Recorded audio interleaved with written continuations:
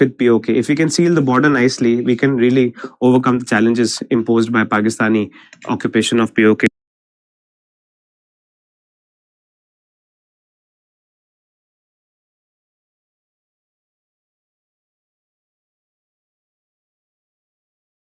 The real problem that we see with POK, if we can seal the border nicely, we can really overcome the challenges imposed by Pakistani occupation of POK.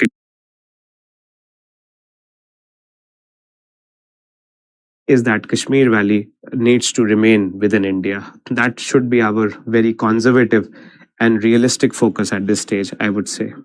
But then I will explain this position to you in a bit. But if you ask my personal opinion, POK doesn't seem likely in the next 50 years, if you ask me that question. After such obligation by India, why still Bangladesh is pro-Pak? That's a good question, Neha, because no one is a permanent friend.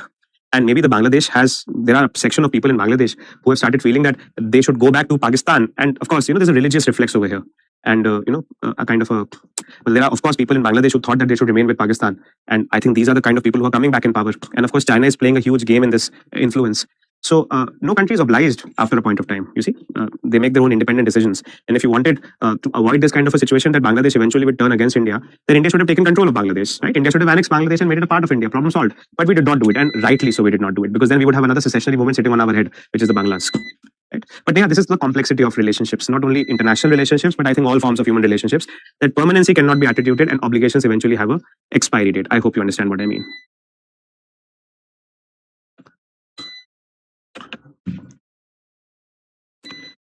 Okay, now if I come to the next point in association with this one, see, take a look at the synopsis. India's policy on Pakistan, Bangladesh. And this basically kind of tells us in a very simple sense the logic about what is the India strategic support. What I can say, strategic participation in the creation of Bangladesh.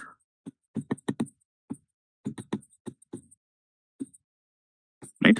India's strategic participation in the creation of Bangladesh and the Indo-Pakistan War of 1971. Right? So this is what basically we kind of understand. Okay, and then of course I will move from here to the end of war. The end of war treaty between India and Bangladesh, or India and Pakistan, sorry, at this stage was the Simla Agreement of 1972. This is what was the end of the war treaty. Got it?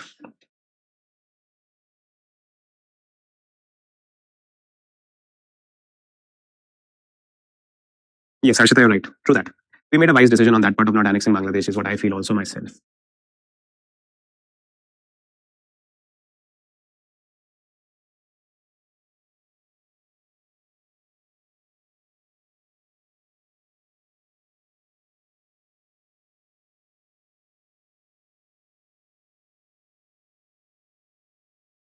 Yes, Harshita, you're right. True that. We made a wise decision on that part of not annexing Bangladesh, is what I feel also myself. Okay, chalo. Now I come to the next part, and I think this is the part that I am most excited about, because by this I will take you back to the bigger geopolitical calculation, right? When I say geopolitics, I mean global politics, right? Global politics means how activities within one country are looked at by the entire world and how the world takes a position on that matter. So for example, if I want to give you a sense of how geopolitics works, think about it. Operation Sindoor was a result of Pakistani mishandling or Pakistani misadventure in Pahalgam, right? And then after that, once the operation was going on and once it was over, then came the position of geopolitics. Geopolitics मतलब India and Pakistan के बीच में जो हो रहा है, इस पे दुनिया की क्या राय है और दुनिया इस पे क्या position ले रही है. So when global politics comes into picture, we call it geopolitics. So we went to America, asked them what is your position. We went to Russia and asked them what is your position. We know what Turkey's position is. We know what Azerbaijan's position is. We kind of understand what Chinese position is. We understand what South African position is. We understand what Russian position is. So when global players take a position on a particular matter of issue, that is what basically we simply understand as geopolitics. Geo means globe. Geo stands for earth, like geology or geography. And politics means politics, right? So geopolitics is like a geopolitical question, is a global political question, right? Now, if I want to give you a sense of this again in the same Mandela example, it's very interesting to note. I think this is the most exciting part of this entire war part. How did we manage our foreign policy? And what was that another genius of Indira Gandhi, which was able to get these points correct at that stage, right? Let me put it out clearly now. Now, this is India, okay? Now, of course, I will mark Kashmir as a part of India. So I can give you in this mandala, we have Kashmir, okay? Then, of course, we have Pakistan. And then, of course, we have Afghanistan. And then we have here onwards, USSR. To be remembered that Central Asia was a part of the USSR, right? So all of this region is USSR. I'll give you a little bit of a explanation just for your reference, and I will explain this later, of course. Union of Soviet Socialist Republics. What is the USSR? USSR is the Union of Soviet Socialist Republics. Please mind the plural. It is not a republic into itself, but it is a conglomerate of republic. So it is called republics. You see, so S has to be somewhat pronounced while you understand the meaning of the USSR. Union of Soviet Socialist Republics. Now what happens here, for example, in this case? This is the time of what is known as the Cold War. 1971 is what we can see the peak of the Cold War. Right? It was the height of the Cold War between the Russians on one end, on the Americans on the other. And by Russians, I mean the Soviet Russians. And by Russia, I mean the USSR. And I have given you the understanding that Russia had controlled almost all territory from the Arctic to Central Asia. Right? I think we went through this in a bit of a point previously. I gave you a little bit of understanding of Russia from this point of view. So Russia was sitting on top of Afghanistan. Now, while Pakistan was kind of almost certain that India is going to help Bangladesh fight a war against itself, and Pakistan was also certain that Indian army is going to be very clearly superior to the Pakistani army. Pakistan को समझ में आ गया था कि Indian army को नहीं face कर पाएगी Pakistani army. It will lose the war, as it did. But that calculation they had already made that Pakistan does not have that kind of a military prowess in terms of taking on the Indian army. So Pakistan did some kind of a strategizing. Pakistan went to the Americans, USA, and Pakistan promised the Americans. Now this is 1970. Okay, in America you have the very villain-like president of America, Richard Nixon, very widely hated worldwide and also in America, right? Very unpopular figure in America after his loss, right? The Watergate scandal and the Vietnam War and all of that was Richard Nixon. And Richard Nixon had a special advisor who was another prominent figure in American foreign policy by the name of Henry Kissinger. You see, so Richard Nixon was the president of America, and Henry Kissinger was what we can call the national security advisor. Of course, you understand what NSA is. We ourselves have a very popular NSA, Mr. Ajit Doval, right? He's elevated to the level of a rock star in Indian security circles. So the Americans and the Pakistanis, they started developing a strategy together. And Pakistani approached the American asking them for strategic support. What do we mean by strategic support? Strategic support means arms, strategic support means tanks and bombs, and creating diplomatic pressure upon India and all of that, right? So the Pakistanis said to Americans that, for example, at that time, Yahya Khan in Pakistan said to Richard Nixon that we are willing to become allies with you in the Cold War. Of course, America was looking for bipolarity, right? So America wanted to bring as many countries in its fold against the USSR entirely. Right? So the Americans and Pakistanis actually have a tie. They kind of develop a partnership, right? And in this partnership, Pakistanis say to the Americans that if you want to carry out your operations against the Russians, our land is free from this part on. But if the Russians are sitting right here. If you want to disturb Russians, if you want to create some kind of a ruckus or menace for Russians in this particular region, then we are sitting right here. We have an army, we have an intelligence unit, and we have other wherewithal which you can use, for example, for your own strategic purposes if you want to do something against Afghanistan. So Pakistan kind of proposed to the Americans that they are of extreme utility in case the Americans want to direct an operation against the Russians in Central Asia. Right? So Pakistan offered this kind of a strategic guarantee to the Americans that Pakistan will become a base for the Russians, for the Americans, for any kind of an operation that they want to conduct in Central Asia. And they eventually did. Right? 1979 mein, Americans and the Pakistanis, they end up creating the Mujahideen, which was the beginning of terror organizations. Right? What Mujahideen was later called by its name, which is now, of course, on everyone's tongue, the Taliban. So it is actually the Pakistani army, the ISI, the USA end up creating the Taliban in this region of Khyber Pakhtunkhwa and Balochistan to disturb the Soviets in Central Asia. But that story I will take up later on. I want to come at this point. The Pakistanis develop a strategic alliance with the Americans, and Americans offer the Pakistanis a full support. And Americans release a notification in thin air, warning that India should not interfere in the internal matters of Pakistan. Now, this is how the Americans start speaking. Pakistan is having an internal problem.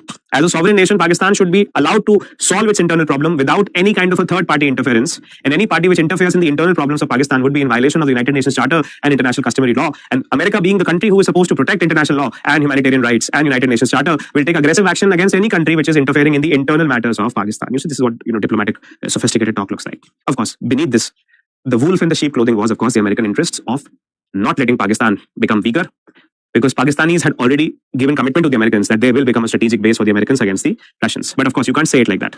You can't act like a wolf and look like a wolf at the same time. So you look like a sheep, but you act like a wolf. And what is the look of a sheep in terms of language of diplomacy? This is the language of international law of America will support any country which is trying to stabilize its matters internally. The sovereign nation of Pakistan has a right to matter solution to its problems internally, and no third party should interfere in the internal matters of a sovereign nation. That is the single most essential component of the United Nations Charter. And if any party interferes into the internal matters of Pakistan, then America would be forced to take action against that party, military action, I mean, because America is the protector of international law. You see, that's the kind of dialogue bazi America started developing. And of course, we understood that Pakistanis have now become allies with the Americans, and Americans have become allies with the Pakistanis. And also, Pakistan was also able to generate a good alliance with the Chinese.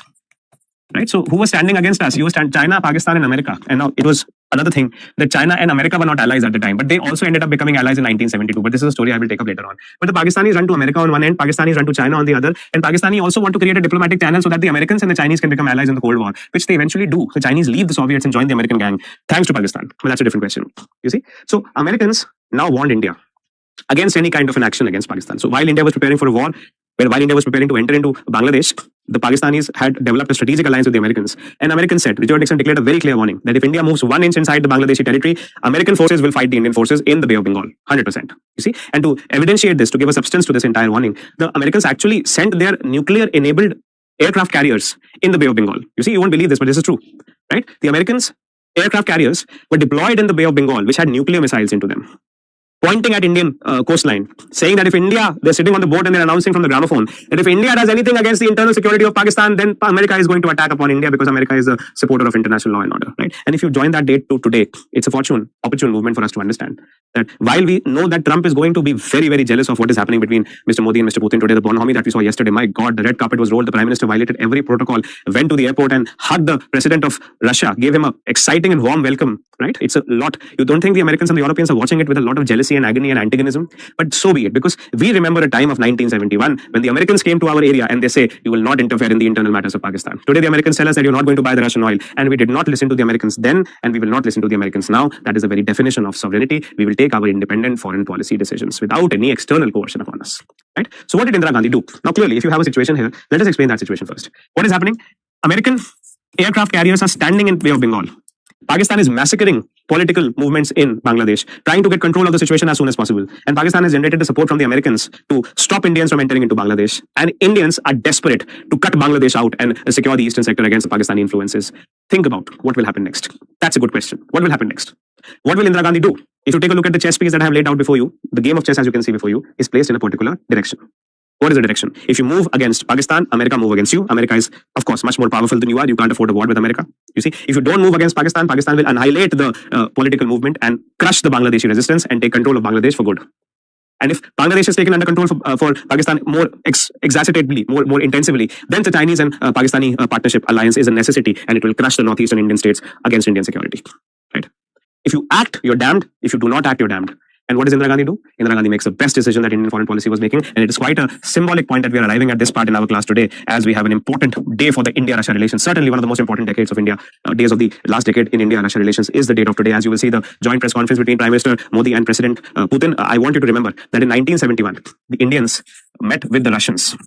You see, Indira Gandhi went to Russia in 1971, and India and Russia signed a treaty which became a historical point of India-Russia relations, but also of Indian strategic partnership, right? This was known as the India-Soviet Treaty of Peace, Friendship, and Cooperation. And again, it is very fortuitous for us to talk about this treaty. I'm really feeling the goosebumps of why we are discussing this today, as we will see another momentous day between India and Russia friendship. India-Soviet Treaty on Peace, Friendship, and Cooperation, 1971, was signed between the Indians and the Soviets. And in this, if I tell you in a very simple sense, without going into the complication, the Russians, the Soviets, said that India will be given strategic support. And by strategic support, I mean to say military support, in the event India is attacked by any country. Right? So the Russians gave an open arm license to India that if any country makes an attack upon you, Russian forces, Russian Javans are going to step on your territory. Russian equipment is going to give in to you, and Russian missiles and Russian nuclear weapons would be at your disposal to fight a war against any country which attacks you. You see, this is when the Russians kept a hand on the shoulder of the Indians in 1971 by the legendary treaty, which is the Indo-Soviet Treaty of 1971, which is known as the Treaty of Peace, Friendship, and Cooperation. And when the Americans saw that the Russians have finally entered the war fray on the side of the Indians, the Americans backed out. You see, Indira Gandhi went to Moscow and came back with Russian support. That was her biggest achievement as a political leader. She was able to convince the Russians that a strategic support must be given to the Indians at the time of the need. And Russians did give that strategic support. Russians did agree that any kind of an attack upon you by America will be responded by me, which means we will fight a war with the Americans. And when the Americans saw that this kind of an entry of Russia has happened in this particular situation, Americans realized that Pakistan is not that big a deal to start the next world war. You see, this is what a world war looks like. India attacks Pakistan, America attacks India, Russia attacks America. And wherever Russia and America have a Cold War structure, for example, NATO starts attacking Russia in Europe, you see, and then South Korea and North Korea again fall into a war. Southeast Asia falls into a war. Latin America falls into a war because the world at this time was broken into the communist and the capitalist bloc. And if American and Russian forces are fighting on one point on the planet, the other places where they're just holding that war because it's a Cold War, that war will turn into a hot war, and that would become the second, third World War. Americans did not think Pakistan was deserving or even worthy of starting the next World War, so Americans just backed out of this. Well played, India, they said, and they went off. Damned. Do you see the point? Right? And you saw what the Americans did after that? Americans also went to the United Nations Security Council. UNSC के पास गए Americans.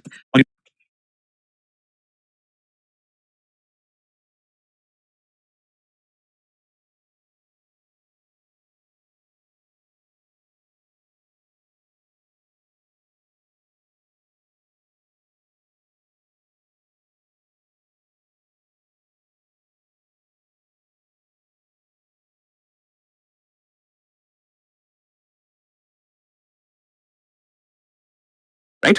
And you saw what the Americans did after that? Americans also went to the United Nations Security Council. UNSC के पास गए Americans. और United Nations Security Council में जाके resolution propose करना शुरू किया that India should impose a ceasefire upon its army. India should not enter into the internal matters of any other country. They started using United Nations Security Council as an instrument to impose a ceasefire upon India. But voila, here also USSR exercised a veto on behalf of India on all of these resolutions and kept the United Nations Peace Forces or United Nations Security Council out of this issue. So that's another way that the Russians came in support of India in 1971. They vetoed each and every resolution of the Americans at the United Nations Security Council which was against India, which wanted to impose United Nations sanctions upon India or which wanted to impose ceasefire upon India. And India went with plain mind and easy simplicity into Bangladesh, butchered the Pakistani army and created an independent state and left the pigeon to fly in the air as a free bird. You see, that's the biggest moment of Indian foreign policy and Indian military history in the last 100 years. No doubt about it. You see, the Indo-Pakistan War of 1971 was a result of excellent military leadership given by General Sam Manekshaw, also by different commanders of Western Command, Northern Command, Southern Command, Eastern Command, General J.S. Arora, of course. But also behind this was Indira Gandhi's absolute iron determination that she will cut Bangladesh into half. No matter what happens, she will take Bangladesh out of Pakistan. We will see whatever happens. And when the Americans were staring right into our eyes and threatening us, we did not feel intimidated one bit, and we were able to convince the Russians to come on board, and Russians came on board, and Americans went off. The calculation was absolutely precise. India had very clearly anticipated that Russians, if they come on board, a war will not happen between the Americans and the Russians, and eventually it will neutralize, and Indians would be free to walk into Pakistan and just get it done. You see the point?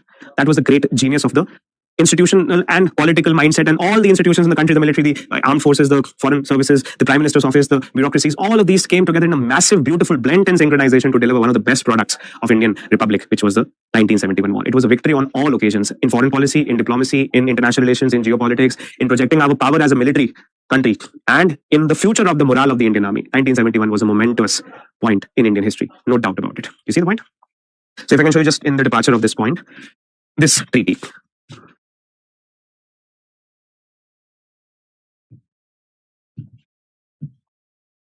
Take a look at this. This is the treaty that we are, of course, as you see today, we will hear a mention of this treaty in 1971, though the timeline of this treaty was only for 25 years. So this treaty does not exist today. And of course, there's no USSR today.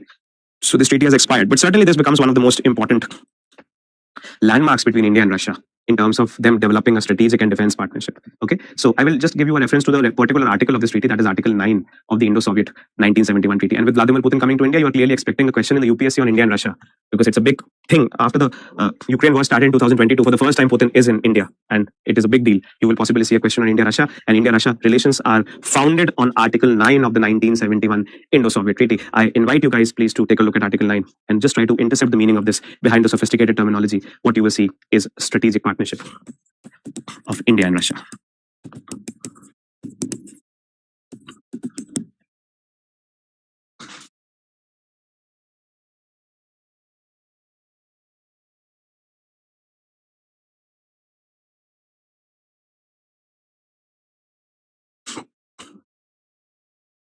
Right, so if you see this point, in the event of either party being attacked, subjected to an attack or a threat thereof, the high contracting parties shall immediately enter into mutual consultations in order to remove the threat and to take appropriate effective measures to ensure peace and the security of their countries. Right? If you read this, like, let's say, in a simple manner, it says that if any country attacks India, then India will get into consultations with Russia, and Russia will act in such a manner to remove the threat that is posed upon India by effective measures to ensure peace and security of their countries, which means Russia will fight the Americans on war if the Americans lay any kind of a finger upon India. That's the point that we need to focus and underline. And I think that's a good point at which we can conclude the session for today. Guys, that's my time. I'm sorry I've exceeded a few minutes, but I wanted to develop this at a final closure. And I also make a request that please keep your eyes and ears open today. Look at the conferences live between India and Russia. Russia, and we will develop these points simultaneously. So it is going to be very fascinating for you to actually have your finger on the pulse of what is happening between India and Russia. And in a way, I have introduced the most prominent part of India-Russia relations in 1971, which is one of the most significant features of Indian foreign policy. Is strategic partnership starts developing between India and Russia from 1971 onwards, and after that, it becomes a massive partnership of defense imports, of nuclear technology, of economics, and now of oil and gas. So please keep your eyes and ears open and watch the conferences today. Have a very exciting time looking at all of these things. Listen to commentators, read a few newspaper articles, try to feel within that frame of reference. And I feel that once you develop an emotional contact with these kind of activities, you will start really feeling what is it that an IFS officer does. And maybe you will also get motivation on that part as to how this kind of a policy framework works. And with some amount of motivation and passion, you'll be able to find interest in foreign policy, international relations, geopolitics slightly further. Right? I'm just trying to create a little bit of a background push for you to get into that little bit of a vibration, guys. All right. Take, I'll see you tomorrow. Thank you so much for your engagement and participation. And I hope I was able to add some value to your time effectively. Thank you for your encouragement and participation. And I will see participation.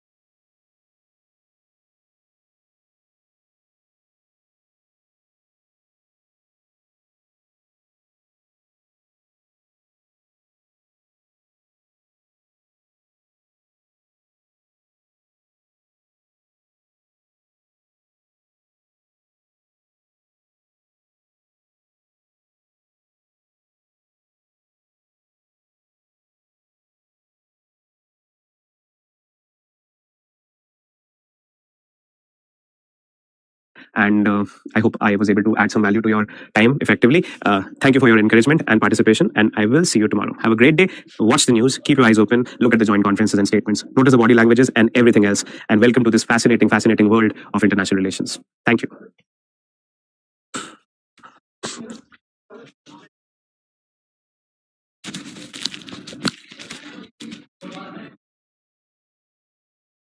What is the India strategic support? What I can say, strategic participation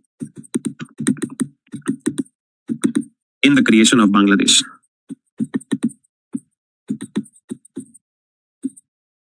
Right? India's strategic participation in the creation of Bangladesh and the Indo-Pakistan War of 1971.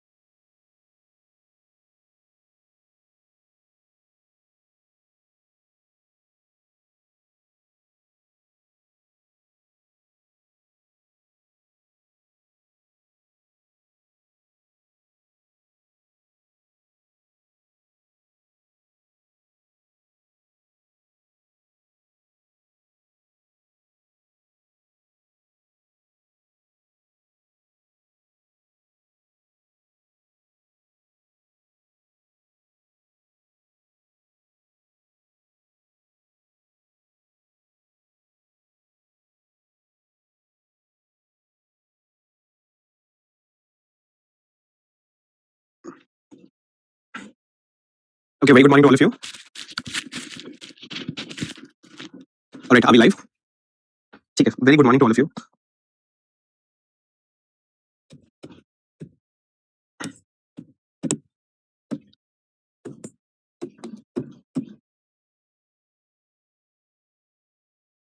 Okay, so I hope we are live and we can reach out across. Okay, so we are going to resume. Please confirm if the audio video is clear for your end. If you have a clear audio video transmission, so we can start the class. Very good morning, all of you guys. So Vladimir Putin has returned back to Moscow, and the last 2 days have been quite enriching with regard to India-Russia bilateral ties. Okay, can we start?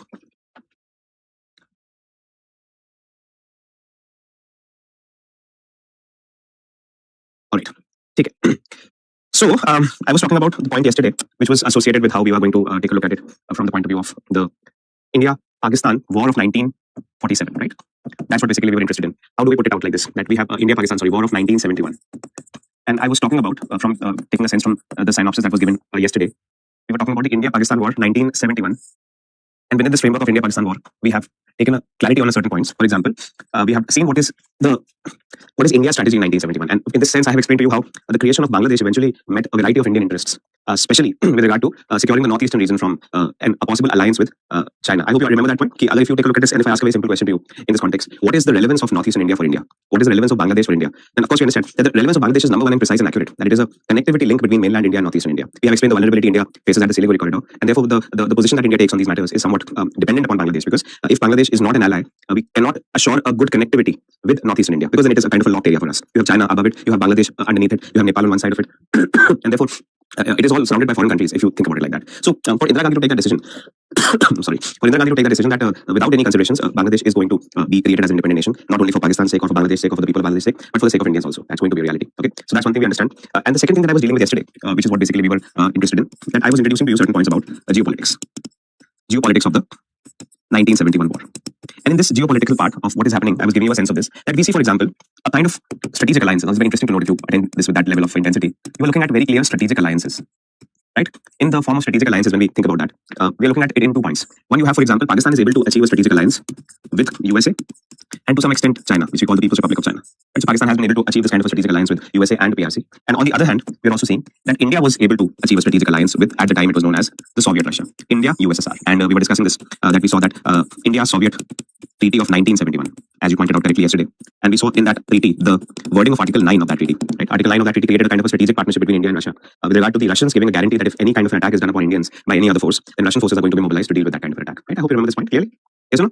Guys, are we clear about this? So this kind of becomes the foundational point of India-Russia relations. And also India kind of, what you can call, modifies its position of non-alignment during the Cold War. Though India had a consistent and sustained position of non-alignment during the Cold War, India modifies its position in the wake of the Pakistani strategic alliance with America and starts creating a bit of a strategic alliance with Russia. Now, modifies called, right, in the form with USA and to some extent China, which we call the People's Republic of China.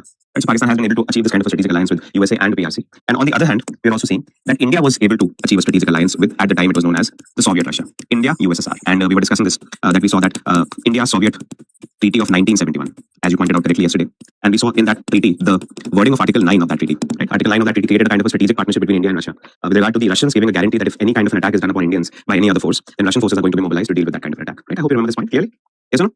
Guys, are we clear about this? So this kind of becomes the foundational point of India-Russia relations. And also India kind of, what you can call, modifies its position of non-alignment during the Cold War. Though India had a consistent and sustained position of non-alignment during the Cold War, India modifies its position in the wake of the Pakistani strategic alliance with America and starts creating a bit of a strategic alliance with Russia. Now, a good question for that is it going to be a kind of a, what you can call, is it actually a abandonment of the non-alignment, it is actually alignment, etc., etc.? I'll ask that question later. But I feel this point for you is somewhat covered. Guys, are we clear about this?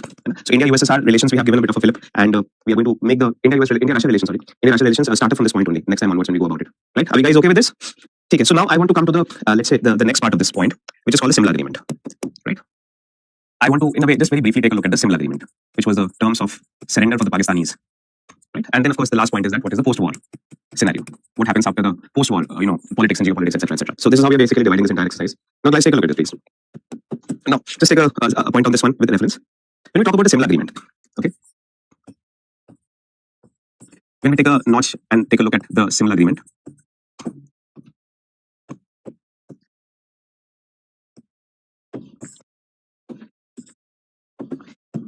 Simla Agreement's understanding can actually be created in 2 specific points, in fact 3 specific points. While we're looking at Simla Agreement, we can look at it from 3 pointers.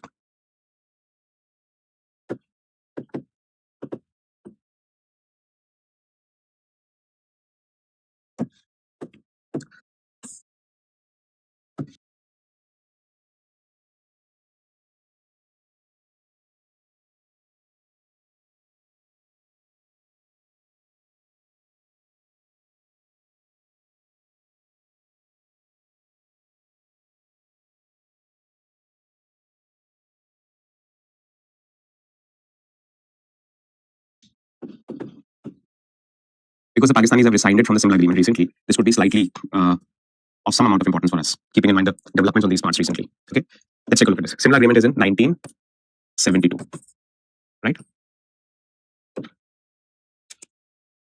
Now, when we take a look at the similar agreement in 1972, we have 3 pointers which are covered around it, and that is what basically I'm going to give you as a simple sense of understanding. First pointer which is associated with the similar agreement is specified like this. Take a look at what I'm writing. The ceasefire line at the India-Pakistan border in Kashmir, the ceasefire line at the India-Pakistan border in Kashmir was converted into what is known as the line of control. So I was telling you that this line that we are basically witnessing in the sense of the border between India and Pakistan, a temporary border between India and Pakistan in Kashmir, the term line of control was actually given by the similar agreement. That's a big point with regard to what is happening in this particular sense. And also, we would want to understand from this point of view how the issue of Pak-occupied Kashmir was to be understood, right? So, what happened to the Pakistan-occupied Kashmir? What kind of a political settlement came about at the POK region? That's one point that we would want to discuss in similar agreement. The next point that we would want to discuss in similar agreement has to do with a specific point on international relations that I would want to give some amount of explanation on. But I can just term it like this at this stage. Bilateralization of India-Pakistan ties. Right? And the third point that I write in this context is going to be associated with diplomatic relations between India and Pakistan.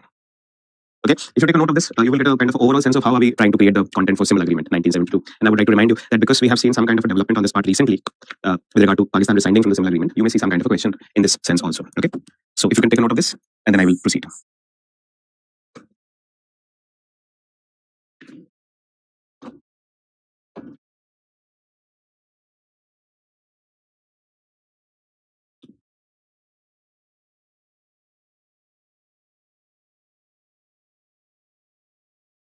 Okay, so if I give you a little bit of a sense of this, just take a look at this, please.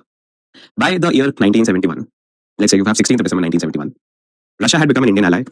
America was a Pakistani ally, but America could not help Pakistan beyond a point. Of course, America tried to intimidate India. America also tried to create international community resolutions against India. You see, America, as I was telling you yesterday, America brought about certain resolutions at the United Nations Security Council, UNSC, specifically talking about the fact that the government of India should not move any further in Bangladesh. A ceasefire must be imposed upon Indians. Right? So a resolution was actually brought about by the Americans at the United Nations Security Council.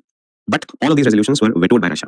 So Russia not only provided us international support in giving us a strategic alliance, military confidence, but also at the United Nations Security Council and other multilateral forums where the Americans were trying to get a bit of advantage on us. After the 1971 war, the war ended on 16th of December 1971. Of course, there were major outcomes. What were one of the few major outcomes? Of course, the creation of Bangladesh as an independent state. Bangladesh had become an independent state unto itself. That was one of the greatest injuries to Pakistan. Possibly one of those incidents that Pakistanis have not been able to forget. And even if the Pakistanis have been able to forget, the Pakistani army has not been able to forget. They still carry the scar as a humiliation of their armed forces. And I think a lot of resentment that develops against India still stems from that particular period of time. And when we see recently that the ties of Bangladesh and Pakistan are getting slightly better, and you're seeing a resurgence within the Bangladeshi people about a pro-Pakistani alliance, pro-China alliance, it is kind of indicative of certain reversals of these gains that were made in 1971 by us. In any case, the next point that we understand with regard to this is that once Bangladesh was created, what did Indian army have in control in Pakistan? Right? What are the military gains or strategic gains that we had made within Pakistan? Right? And the answer to that is given by this particular sense. India had been able to develop a very clear military control in the regions of Pak-occupied Kashmir. So we understand the POK region, right? I think we kind of understand that point. Let's say, for example, if I think about it like this, that we have, let's say, for example, the part of Jammu and Kashmir, right? And we know that there's a kind of a line that was crossed in this part, which was known as a line of control or ceasefire line. Now, it is a matter of fact that the Indian army fought the Pakistanis right here and was able to take control of this entire region militarily. Right? This region, as we have seen, is Gilgit-Baltistan, or what we can call Pak-occupied Kashmir, POK. This was taken under the control by the Indian army, right? And also, as a matter of fact, the other areas, for example, at the India-Pakistan border, right? If you think about this as a Ratcliffe line, which is the India-Pakistan border, certain areas associated with this were also taken up by the Indian army. What we mean is that the Indian army was able to move inside Pakistani territory and control certain areas in Punjab and also in Sindh. Right? And so these were all areas which were under the control of the Indian army by the end of the war. Right? So this is the LOC or the ceasefire line, and Indian army had moved ahead in certain areas and taken physical possession of these points. Okay? In addition to this, of course, all of you know that India had 93,000 surrendered POWs of the Pakistani army, especially from Bangladesh. You see? So now, when Pakistan had conceded defeat, when Pakistan had agreed that it has lost the war, then the terms of surrender, conditions of surrender, was manifested in a document known as a similar agreement. That the Indian Prime Minister and the Pakistanis, they sat together and they decided the terms of surrender for the Pakistani army. Of course, what I mean to say is Pakistan wanted its prisoners of war back, which we were very respectful towards them in any case. Right? And the Pakistanis were also willing to negotiate with India if Indian troops can go back from these lines and not take away Pakistani territory. But then, of course, the sense of the scale of our victory in 1971 was so huge and so immense that India had moved not only in West Pakistan, but also it had already taken out East Pakistan in that sense. So similar agreement became what you can call term of surrender of the Pakistani army with regard to what the situation is going to be. Now, one of the most curious and interesting and fascinating parts of the similar agreement is whether, this is the point that is very important, impressive about the Simla Agreement, that when we ask the question that while the Pakistanis had lost their command in the POK, did India take control of POK, or did India return back from POK and left the POK back to the Pakistanis? We also understand this as a simple fact that India had actually moved inside Pakistan and taken control of POK, right?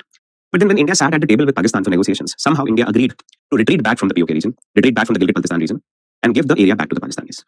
You see, and India also agreed to retreat back from all these regions, these military areas which were controlled by India. India decided to retreat back from all these regions and give it back to the Pakistanis. Again, in a way, realigning the status quo. What is the status quo? That India and Pakistan will not have any kind of a exchange of territory in these areas, right? So this line became the status quo line. Okay, Indian troops were asked to come back from these areas, and POK was handed back to the Pakistanis in 1971 Shimla Agreement. You see, so that's one of the controversial points about the Shimla Agreement, that maybe we lost the opportunity to finally take control of the Pak-occupied Kashmir and then keep the entire Kashmiri area within our integral military control and our political control, of course. You see, so what was Indira Gandhi thinking at the time? Okay. Now, you see, again, this comes back to the same question and same point that we were trying to understand previously. How do we deal with Pakistan? So when I was reading these documents, these archives of what was the mindset of the government at the time, that it had decided to retreat back from the POK region, then one of the things that came out was Indira Gandhi had written somewhere in her private diary that we do not want to pull our Marseilles upon Pakistan. You see, so what I think Indira Gandhi was thinking, or maybe she was advised by certain advisors, was that Pakistan has lost Bangladesh. It has become an independent nation. Pakistani army is on a decline in Pakistan. The popularity of Pakistani army is going to decline. And if the Pakistani army is going to decline in popularity, possibly the political movement in Pakistan, the political leadership in Pakistan, the democratic political leadership in Pakistan, it may see a bit of a rise. And in that sense, the political leadership of Pakistan, the democratic political leadership of Pakistan, may want to control the instincts of the military. You see, and with this kind of a control exercise upon the military, Pakistan and India can start resuming their diplomatic relations and use a more, what you can call, bilateral policy to understand each other's issues. And then, of course, I went back to that same point I was making last time, that if India can help Pakistan settle the issue at the Durand line, possibly the Pakistans won't be so obsessed with the line of control or Kashmir. You see, so Indira Gandhi actually again took that high road. She was somehow convinced by the Prime Minister of Pakistan at the time, Zulfikar Ali Bhutto, who was the father of Benazir Bhutto, who was the mother of the current foreign minister, maybe Bilawal Bhutto. You see, so Zulfikar Ali Bhutto convinced Indira Gandhi that military is on a decline, and we can speak to you bilaterally, and we can help find a solution to the Durand line together that will stop us from getting obsessed with the Kashmir region, and also we will keep our military in check. We will establish a civilian control over military, and this kind of a civilian control over military will help us create a balanced approach towards all these issues, and we will not fixate or obsess over Kashmir. Okay. But then what Zulfikar Ali Bhutto told Indira Gandhi was that if you annex regions of Pakistan or POK, then the Pakistani army will get a lease of life. Pakistani army will get another, what you can call, Sanjeevani in Pakistani politics. And it will be able to justify its existence and its supremacy in the people's mind by declaring India as an aggressor state. Already you have taken the Bangladesh out. So therefore, you please remember that if you annex Pakistani territory or the POK, you will be perceived as an aggressor. And if you are perceived as an aggressor, then Pakistani army will be the one that the Pakistani people turn towards. And Pakistani army will be able to hijack that kind of a political scene all for its own sake. And then again control these situations which will not come back into our hands. So Mrs. Gandhi said, Zulfikar Ali Bhutto, use the opportunity of the time. Both of us should work together to precipitate the decline of the Pakistani army and establish a proper political leadership which can control the army within Pakistan. Right? So this was the kind of a dialogue that was happening between Indira Gandhi and Zulfikar Ali Bhutto. And Indira Gandhi thought that it is possible, maybe, that us annexing the POK or any other territory would lead to a Versailles-like situation, as the French imposed certain conditions on the Germans after the First World War. The conditions themselves were felt so humiliated that the Germans rose back again in a much more harsher and critical warlike manner, and they were responsible for the Second World War. Right? So Versailles is a trigger point for the Germans. She did not want any kind of a thing to be a trigger point for the Pakistanis and the Pakistani army to develop into monstrous shapes. And for that reason, she respectfully said that, okay, we will not annex any territory and we will not even annex the POK region. But Indira Gandhi said there has to be one thing, a line has to be drawn in a particular sense. The line that we can call ceasefire line, that line is going to be converted into what is known as a line of control. So again, I will repeat for you that the term line of control was actually introduced into this entire lexicon by the Simla Agreement. And what does it mean for us? That's a good question.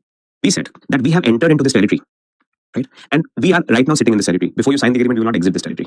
Okay. Now, you sign on this agreement that the POK region or Gilgit-Baltistan region is a part of India. It's an integral part of India. And the line between Pakistani and Indian army, if there is going to be a Pakistani army in the POK, then that line between us is not a ceasefire line. That ceasefire is not imposed upon us. Right? We are not under a ceasefire. We can actually break that line again and come back to get you. You see? So we are only controlled by this line. Okay. But it is not a ceasefire imposed upon us, because a ceasefire implies that we will not cross this line. Do you understand? But we will cross this line. If you don't behave, if you are going to do something again, we will cross this line and we will fight a battle against you and we'll take control of it. So we will rebrand this as a line of control. You see? So line of control's rebranding is actually not just a change in nomenclature, but a change in conceptual frameworks. That it is not a ceasefire which is imposed upon India. Because as you know, of course, a ceasefire implies that you do not cross this line. And if you cross this line, it is going to be a violation of an international convention. Now that was a ceasefire line of 1947. But now we had crossed this line, we had already taken control of the territory. And we are telling the Pakistanis that we will exit this territory only when we agree that this is not a ceasefire line. This is a line of control, LOC. And the whole political area of Gilgit-Baltistan is a part of India. So you sign 2 points. Number one, that this area is a part of India. And second, yes, maybe the Indian army will retreat for now, but it will just stay at the threshold of the line of control. You see, it is going to mark a threshold of the LOC. In addition to this, it is not going to go any further. Only because it is under self-restraint, but it is not a ceasefire which is imposed upon us. Do you understand the point? So this made 2 developments for us. First, POK region became a political part of India as agreed between India and Pakistan. Second, the line of control was a new name for the ceasefire line, and which did not impose a ceasefire upon us then. It does not impose a ceasefire upon us now, which means that we can actually cross this line and get the Pakistanis out and take control of the Pak-occupied Kashmir if we so want. That's the first point of what we try to understand with regard to the targets which were achieved by the Shimla Agreement. You see the point? Does it make sense to you guys? Tell me, is it somewhat practically understandable by you what we mean by this particular sense? The first part of similar agreement? Yes or no?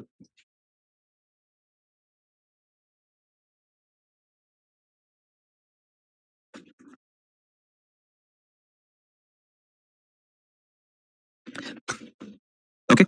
Now, if I say, for example, let's say today, with this regard, when we see Pakistan has rescinded the similar agreement, if I show you a bit of a update on that.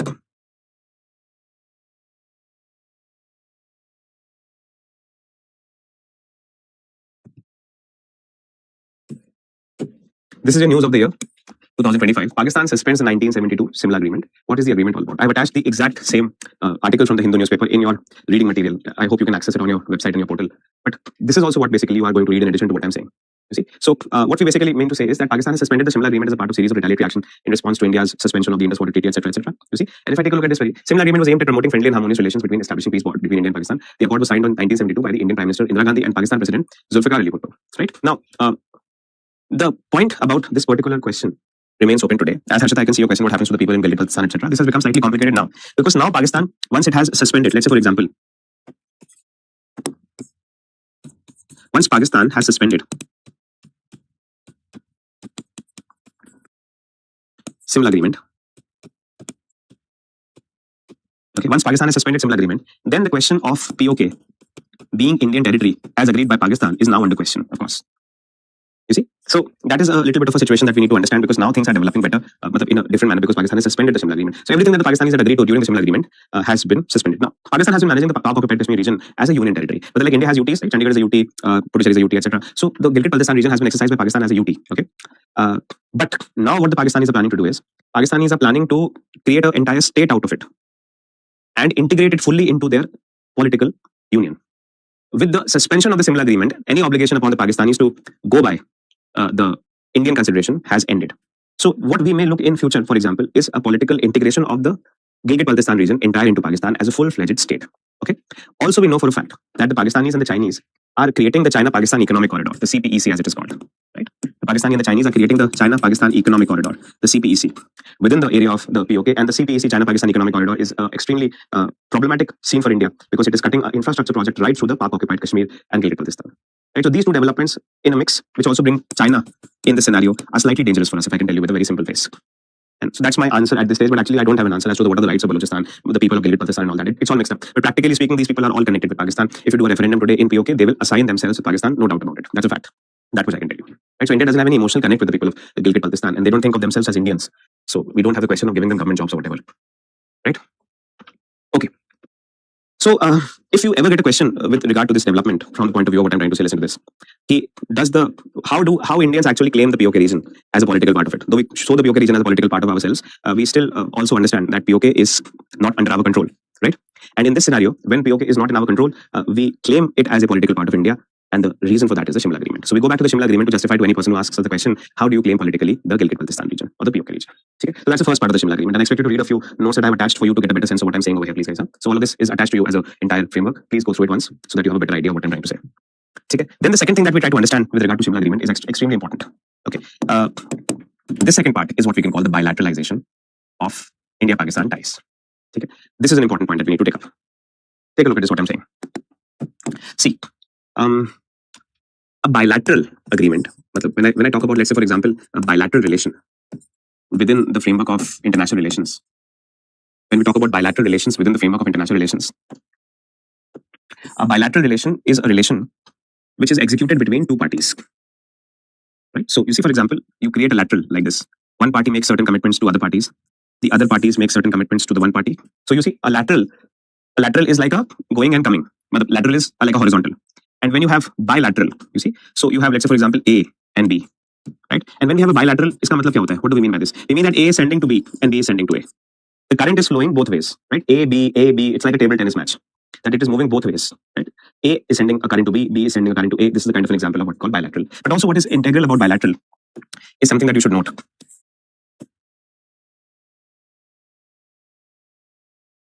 What is integral about bilateral is that while A and B are entering into some kind of a relationship, C, let's call it a third party. Okay. When A and B are entering into some kind of relationship, and if we call C a third party, then what we understand from this point of view is that third parties are not allowed in this relationship. No third party can be allowed in this relationship. You see, so bilateral is not only when you are engaging with someone and someone is engaging with you. That's only one part of bilateral. Another part of bilateral, which is very crucial, is that you say that other parties will not engage with us on these matters. Right? If you're making a bilateral with Pakistan and Pakistan is making a bilateral with you, it is not only setting out relations between yourselves and Pakistan, but also to make sure that no third parties can interfere in this particular relationship. Exclusion of third parties. So what basically we say in this particular sense, that when we have bilateralization of India-Pakistan ties, one of the most important features that India was able to achieve in the Shimla Agreement was the principle of no third party mediation.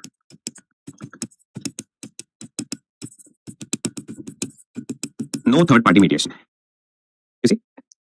No third party mediation का मतलब इस situation में क्या होता है कि जब भारत और Pakistan, when India and Pakistan are going to talk about, for example, about Kashmir, then Kashmir is a bilateral issue between India and Pakistan, and both India and Pakistan, and especially Pakistan, agrees to the fact that it will not involve third parties to solve this issue between India and Pakistan. India and Pakistan will solve this issue bilaterally without the involvement of any third parties. This was also agreed by the Pakistanis, and it was signed upon in the form of the Shimla Agreement. So that's an important point for you, because today, for example, when we see this development, that the Pakistanis are going from corner to corner, internationalizing the Kashmir issue, right? When it is going to Donald Trump or whatever, to ask Donald Trump to mediate upon the Kashmir issue. Pakistan, of course, gains a lot by internationalizing the Kashmir issue, by calling it an issue in which other people and other countries and other entities, and as you point out correctly, Kishore, United Nations can interfere, right? Now, in that case, the Pakistanis were barred from making any third-party interventions on the matter of Kashmir, and this was also agreed by the Pakistanis while their prisoners of war were with India, and while India had taken control of their territory, and we would release their territory and prisoners of war only when they agreed to these positions, which was the bilateralization of India-Pakistan ties. You see? So that's a very important point for us today, because every time we see, for example, Donald Trump says that I want to mediate between India and Pakistan, etc., etc. Why do you think India is so averse to any kind of a third-party mediation? Because Pakistan always finds a way to fix that third party for its own favor. You see, Pakistan has this kind of an instinct, this kind of an ability, and I thought we were talking about it yesterday, that Pakistan has been able to find a way for itself to get these third parties to become somewhat important for it. So when Pakistan was trying to use America against India, Pakistan offered America a strategic base in Central Asia and South Asia to create some kind of an activity against the USSR. You see, so if a third party comes in this particular issue, Pakistan has some kind of a way, some kind of a mechanism, some kind of a maneuvering by which the third party can actually be used against India and in favor of Pakistan. You see, and Pakistan has so much to offer. It can offer everything. It can offer its people. You can do biological testing upon these people. You can develop nuclear weapons. You can use the people of Pakistan to fight a war for yourself. So Pakistani army is brutal and shrewd, and it always compromises the dignity of its own people for the interest of the Pakistani army. We are not that country. And if a third party comes into this particular negotiation and discussion with us, the question that we face is, how can we avoid Pakistanis from not getting too close to this third party and actually fixing or setting this third party in its own favor? And that has happened twice. United Nations में जब हुआ था, when United Nations became a point of contact with regard to the ceasefire line that was signed in 1947. तो उस समय the third party negotiations were a little bit of a problem. And now we see, for example, recently, as America is coming and putting its nose in the middle of this entire thing, so this is also becoming a problem for us. You understand? So we have a very simple, strict rule based upon the Simla Agreement that there cannot be any third party mediation, intervention, interference on the case of Kashmir between India and Pakistan. I hope you understand this point clearly. Right? So that's another question of your point of reference in the current updates. What is it that India says whenever there is a question of the fact that Pakistan and India should ask America or Donald Trump to mediate? What do we refer to? He said Pakistan had signed a bilateral agreement making the ties of India and Pakistan bilateral, which is excluding all third parties, and this is a bilateral issue. No third parties are involved. Am I clear? That's your official statement for any kind of answer which is associated with that particular subject matter. I hope you understand, guys. Right? So if I can show you.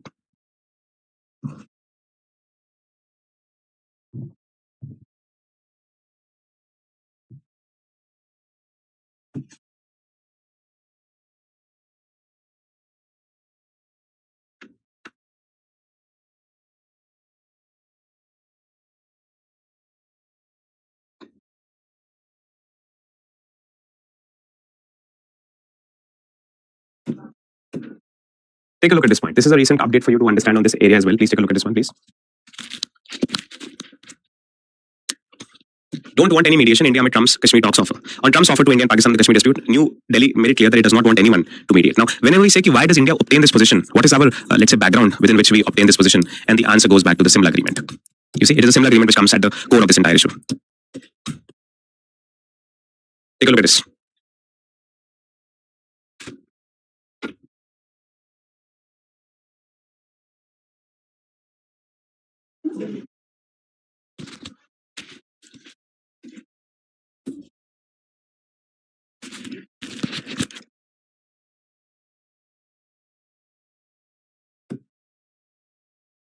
So this is the statement that India has issued, and of course it goes back to the bilateral points of the Simla Agreement, as I was pointing out to you earlier. Guys, I hope you're clear about this point.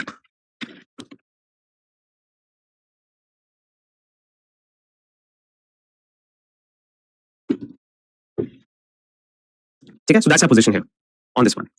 Now the third part is what basically we are looking at in the part of the Simla Agreement, is the diplomatic relations between India and Pakistan. Okay, that's the point that we need to understand slightly specifically the diplomatic relations between India and Pakistan. So, let's say if I put it out in a context, after the 1971 war, we have created Bangladesh independent. We have secured the eastern sector for us against Pakistan and against a possible China-Pakistan alliance. Pakistan is gone. All that we need to do now is create good relations with Bangladesh so that Bangladesh can become a friendly state. And a friendly state, which is, let's say, under the security umbrella of India, is a better way to have Bangladesh rather than integrating Bangladesh into Indian territory altogether, which is going to be slightly absurd because the Bangladeshis were from the start wanting independence. They did not want it to be with anyone. They wanted to claim independence, right?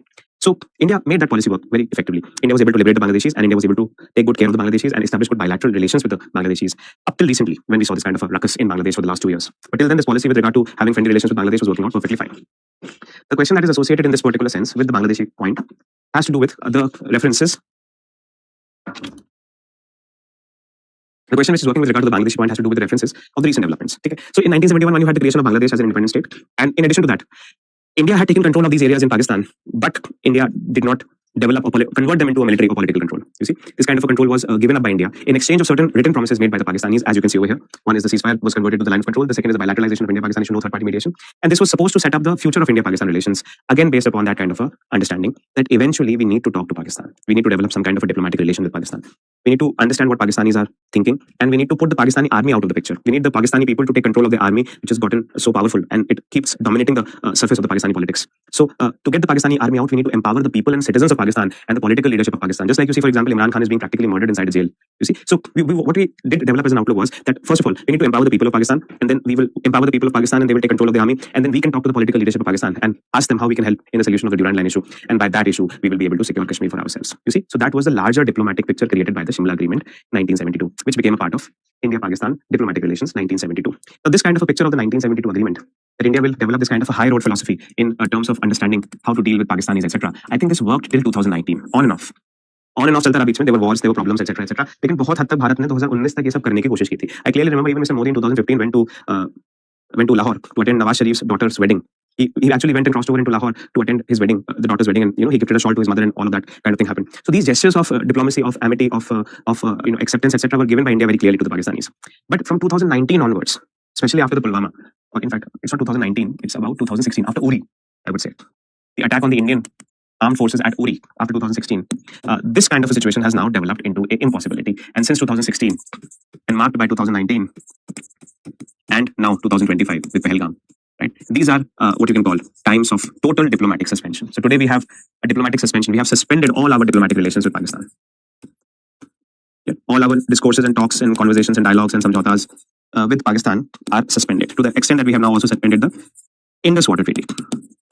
But a framework for a good diplomatic relationship with Pakistan was actually very effortively created by the Simla Agreement, but it has unfortunately not given us any results. Because, giving up the POK was also not a good idea, I feel, as you're pointing out correctly. It was a risky idea because while we were giving up the POK under the impression that the Pakistanis will behave and they will, start creating a control over the military, these very Pakistanis, Zulfikar Ali Bhutto himself turned his back on us, and he started developing the nuclear weapon, and he started supporting the Pakistani army. And eventually Zulfikar Ali Bhutto himself was killed by Zia-ul Haq, who became the Pakistani army dictator, and he was able to obviously turn Pakistan into a radicalized and a kind of the person who opened the door for all these terror outfits in Pakistan was Zia-ul Haq. So, our calculation did not work correctly, I would say. If we have to take account of the Simla Agreement today, you see, 1, 2, 3. These are 3 objectives that we can try to understand the Simla Agreement by. Out of these 3 objectives, this has failed for us. Meaning, not taking POK was not a good idea, as we see in hindsight. Okay, this has succeeded for us. Bilateralization of Simla Agreement on India-Pakistan issue has given us a good advantage in international politics, and other countries have not interfered into India-Pakistan issues after 1971. So that's a success, and this part also has been failed, or at least I would say suspended. That India has not been able to convert any kind of a foreign policy good by maintaining good diplomatic relations with Pakistan. Right. So that kind of gives you a holistic assessment of India-Pakistan relations up to 1972. And of course, with this policy continues on and off from 1972 to 2016. But 2016 onwards, after the Uri attack, and then after the Pulwama attack, and then after the Pahalgam attack, you have a very, very bad situation with regard to diplomatic relations. India has totally suspended all its diplomatic relations with Pakistan. Right. So this part is now, if not over, at least hung in suspension. It is ineffective. You see, and that kind of gives you the broader understanding of India-Pakistan relations, if you know what I mean. Guys, do we get a clear sense of this? So we have covered all of this till 1972. Now let me take you slightly broader. Let us develop our broader outlook on these points. Take a look at this. If I have to take a look at the world in 1972, okay, I want to take a look at the world in 1972 from my point of view. We have traveled a long distance. We started from 1800 to 1899, right? And in this period, when we were looking at the area of 1800 and 1899, during this period of 1800 to 1899, we have seen, for example, that the Durand Line was created by the Britishers. Okay, then we take a look at, for example, 1900 to 1947. We know that the Ratcliffe line was created by the Britishers between India and Pakistan. This I have already given you a sense of what is the Ratcliffe line. And then we also see that the line of ceasefire line was created between India and Pakistan after the first Indo-Pak war. Right? And then we see if this point goes further, if we come to the next point, we then see that from 1947 to 1972, things had developed even further. Right?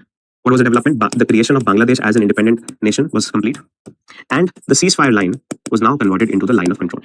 And a new phase of India-Pakistan diplomatic relations were to be created, but unfortunately, it did not become any effectively better for India. Okay, so if I draw this as a map and if I put it out as a circuit before you or a mandala before you, take a look at this. Right, we have India. Okay, we have Pakistan. And then if we go forward, we have Afghanistan. And if we go forward, we have Russia. But then what we have is USSR. Even the Central Asian regions are under the influence of the Soviets. So this is the USSR. Right? We have taken a good understanding of this previously. And what if we take a look at, for example, the geopolitics of this point? So for example, geopolitics in 1972. Right? What do we mean by geopolitics in 1972? Pakistan has created a strategic alliance between itself and USA. And also, Pakistan has created a strategic alliance with itself and People's Republic of China. You see, and as a matter of fact, you will discover later that Pakistan also makes a great amount of effort to bring these two together. Right? The Chinese and the Americans, they are being brought together into the new Cold War structure. So the Chinese now come into the fold of the Americans by the help of Pakistan. So this kind of a new trilateral is being created. Pakistan, USA, and China. This kind of a trilateral is being created. And the point of this trilateral always is indicated at India. Right? India is the one who's at the receiving end of this kind of a strategic alliance. Okay. And in return to this kind of a development, what does India do? India, of course, has made its policy very clear. It is going to create an alliance with the Soviets. So India creates a beautiful, nice agreement with the Soviets. And that is what basically we can call as the India-USSR relations. Right? This kind of a picture gives you a very clear understanding of what is happening within India, what is happening in Kashmir, what is happening in Bangladesh, what is happening in Pakistan, what is the relationship between India and Pakistan bilaterally, and what is the overall geopolitical vision of the world. Do you understand? Are we clear about this? Geopolitics in 1972. तो 1800 से लेकर 1947 से लेकर 1972 तक हमने ये पूरा structure कर लिया ना?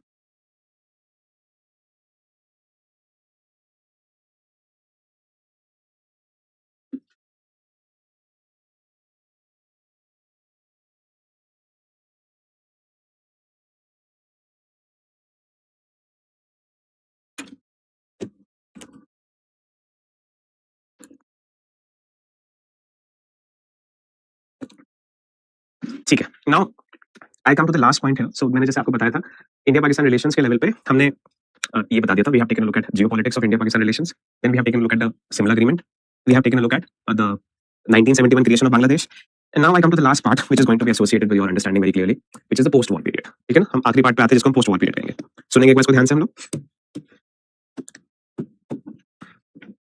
1972 के बाद से पाकिस्तान की जो उसकी सोच थी ना उसमें तब्दीली आई थी. Right? So if I take a look at the post 1972 period,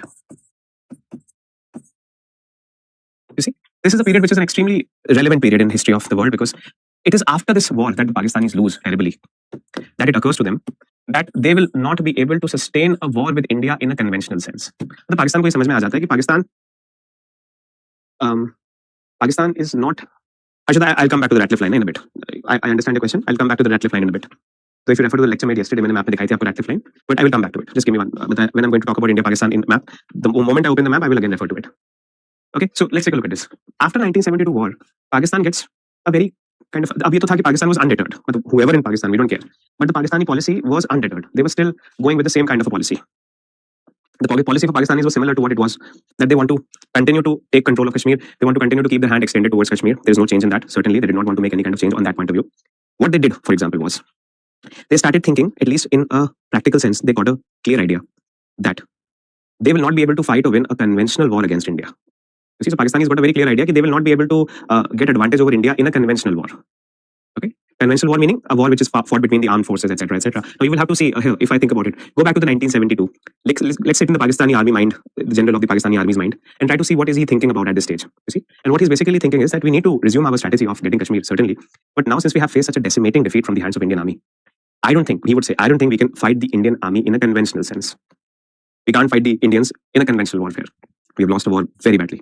Okay, but we still don't want to stop our objectives of achieving Kashmir. So this is when Pakistani started thinking really hard as to how they can evolve their game of war. How can they create a new kind of a game of war, which is something that the Pakistanis end up doing anyway by two ways. You see, so if I draw a straight line from 1972 to 1996, Pakistanis are able to do this kind of evolution in about 3 decades about how their war has to be fought or about how the war has to be redesigned. And it had 2 points to it. Okay, one point associated with what is known as, of course, the development of nuclear weapons. Right? It is a very famous statement by Zulfikar Ali Bhutto that we will eat rotis made of grass, but we will develop nuclear weapons. You see, so one element of the Pakistani policy immediately after 1972 was what is called nuclear weapons. Okay? And the second element of the Pakistani policy is even more dangerous, which Pakistan now started flirting with in entirety, which was a kind of what we can call at this stage, I will just call it asymmetric warfare. You see, asymmetric warfare, which eventually turned to a protocol,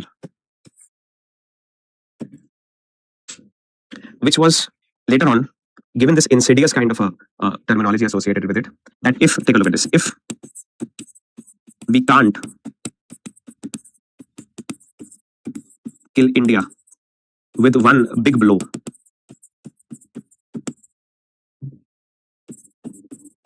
we will bleed India.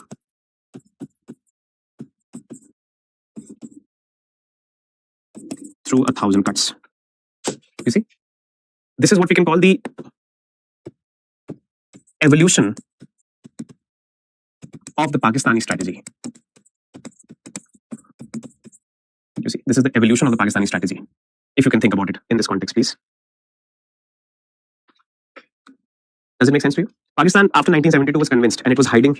It was, of course, on the face of it was playing a diplomatic game with India. ऊपर से दिखाने के लिए भारत के संग को diplomatically engage कर रहा था क्योंकि अभी मरा पिटा पड़ा हुआ था. लेकिन अंदर से उसके काफी मंथन चल रहा था. They were going through a lot of recontemplating, re-strategizing, reorganizing, and this gave them 2 developments. One was that they had to develop nuclear weapons, and the second was that they will create a new kind of a warfare which is known as asymmetric warfare. इन दोनों developments के बाद ही पाकिस्तान आगे बढ़ सकता है. अगर उसको कश्मीर के पॉइंट को अचीव करना है तो उसको ये सारी चीजें अपने लिए फोकस करके लगानी पड़ेगी. Bleeding India with 1,000 cuts. I'm sure you must have heard about this in some senses. And this is what generally we call a kind of a warfare which is called asymmetric warfare. But I will not, I will not give a spoiler on this, Abhi. I will obviously I'm referring to terrorism. All of you are right, Kishore, you're right.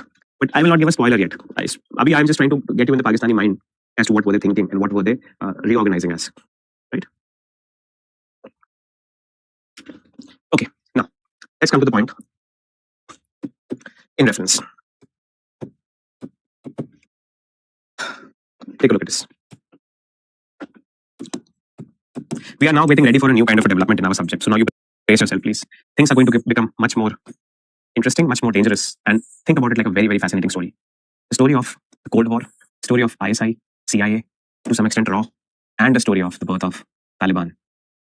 I'm going to cover this all in one go. This is possibly one of my favorite parts in the subject of international relations. When I arrive after 1972, I arrive at the point of 1972. And then from 1972 till 1990s, I end up creating the Taliban, the Lashkar-e-Toiba, the Jaish-e-Mohammed, Al-Qaeda, Hizbul Mujahideen, Islamic State of Iraq and Levant. I also tell you spy games and war games between the CIA and the ISI. And I tell you how the USSR collapsed as a result of these games played by the Americans and the Pakistanis, right? It's one of the most fascinating parts of your study in the subject of international relations. And if you can develop a little bit of a mysticism around it, if you can develop a little bit of a magic around it, you will fall in love with what has to follow, just as a matter of pure storytelling. It's absolutely phenomenal how history works and how history has a way to pull you in and attract you and get you in a sense with regard to what is happening in these cold desert mountains of Khyber Pakhtunkhwa around Peshawar with the Pashtuns and the Pakistani army and the CIA agents and the ISI and the National Security Advisor of America, and how these people are cooking something, and it blows up. And then it is all over the sky. Everyone can see it. A new monster has been released. A new jinn has been relented out of a bottle. And now you are seeing it everywhere. This ghost of terrorism was created as a part of Cold War tactics between the Americans and the Russians. You see, there is the real story beginning for us today. Right? So it's a fascinating piece of adventure. Just if you sit back, relax, and enjoy how this entire situation develops into a reality of what we see today in front of our eyes. Guys, are we ready? It is better if you appreciate the beauty and mystique of all of this. We operate in the same mandala. Are we all ready? I will ask for your permission and then I will proceed. Please tell me if you're ready. I will then proceed. Because we're turning a chapter here.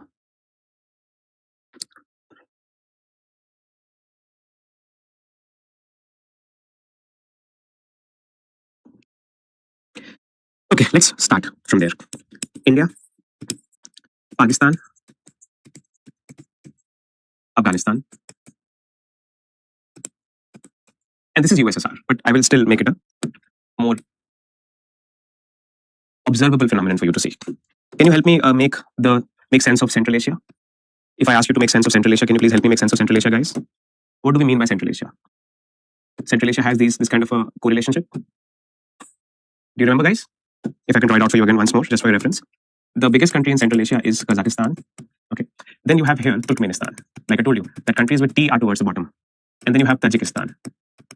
And then you have Uzbekistan. And then you have Kyrgyzstan. I hope you are now comfortable with this kind of a drawing. Yes? So these are the Central Asian regions. And above Central Asia, you can see, of course, over here is our friend Russia. But if I take an overall view of this, and since I'm placing myself in the year 1972, this entire region is under one political control, a control which is asserted by Moscow, and that is the USSR.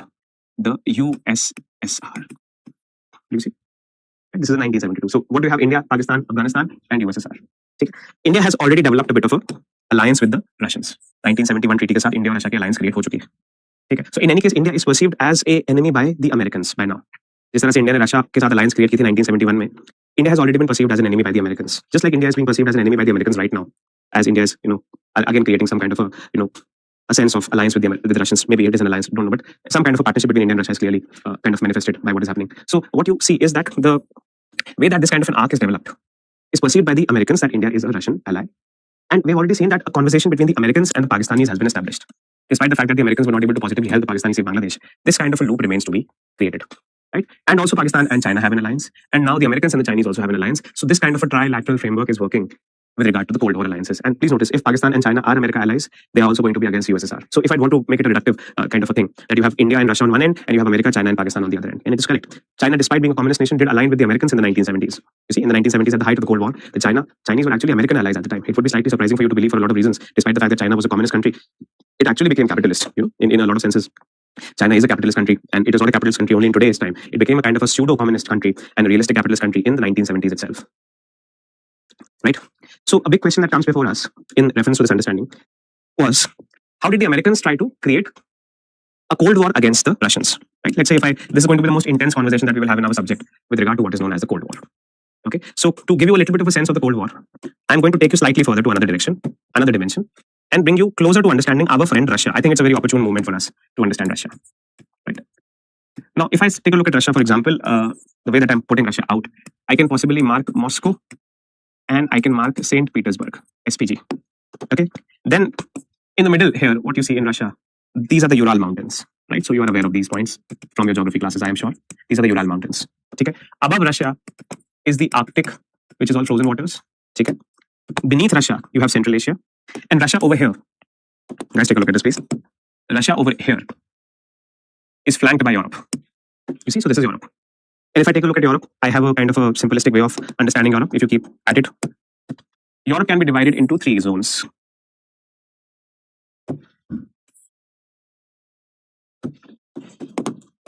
Let's say if I say it like this.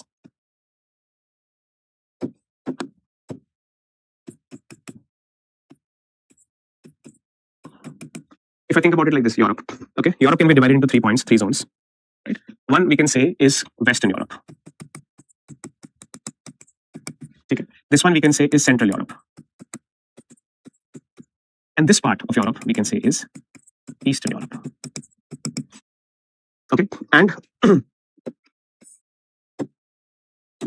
this area which is underneath Russia over here, this we also understand already as the area of Central Asia.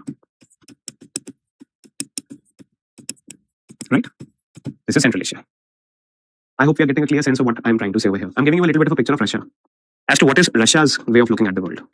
You see, now if I take a look at, for example, you see, I was telling you the other day that if you imagine, for example, great empires of the 19th century, you get 2 great empires of the 19th century, of the British Empire and of the Russian Empire. Remember Russian Empire? I hope you remember the Russian Empire from the last point of development. So we saw, for example, how Russia was so prominent, and it was only Afghanistan which was securing Russian entry into Indian subcontinent. And then you know what the Britishers did. I hope you don't forget that story. The Britishers climbed into the Khyber Pakhtunkhwa regions, and they took control of these areas of Balochistan and Pashtunistan, and they marked into the dominion of India, and they created a Durand line, thus dividing the Afghan population into 2 parts.